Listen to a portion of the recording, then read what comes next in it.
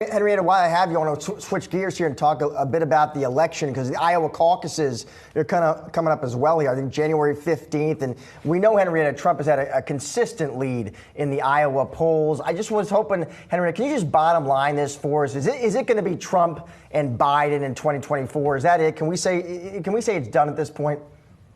I think it's done. I think it's been done for a very long time.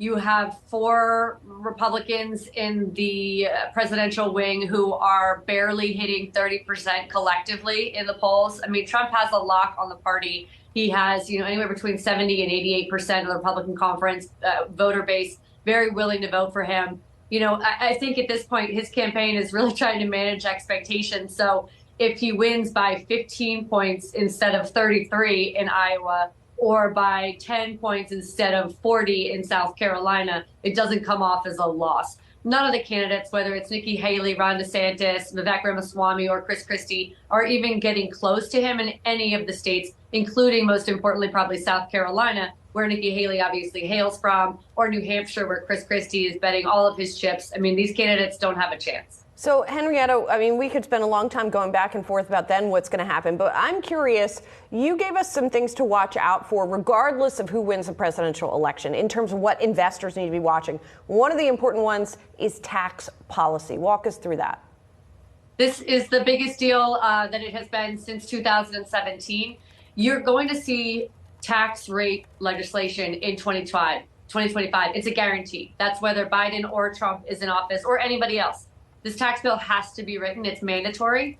And as a just pure basis of where we are, just keeping the tax rates the same, not authorizing cuts to corporate rates or individual rates, just keeping rates the same for individuals into 2026 is going to cost $2.3 trillion. So for your international investors, I tend to get a lot of questions from our international clients about, hey, when is federal spending going to come down? When are Americans going to really focus on the deficit? And the short answer is not soon. We have a 2025 bill that must be written that just to keep things status quo needs to cost $2.3 trillion. So there will be additional deficit hikes, and there's potentially going to be some new sources of revenue. One of the pieces that's on the docket is the entire managed funds industry, whether that's cap gains and dividends, whether that's carried interest, whether it's the ability of investors or hedge funds rather, to play in the hospital space or real estate, restrictions on that. You've seen various pieces of legislation come up in the last just couple of weeks, right, already giving you sort of red flags around the sector. So I think tax policy is guaranteed to be a huge package in 25. Well, I'm sure we'll continue to talk to you about it. And thank you so much for your perspective. And I think there's not a lot of attention being paid to that by investors. So appreciate it. Henrietta Trace, have a great new year. Good to see you. Thank you. You too.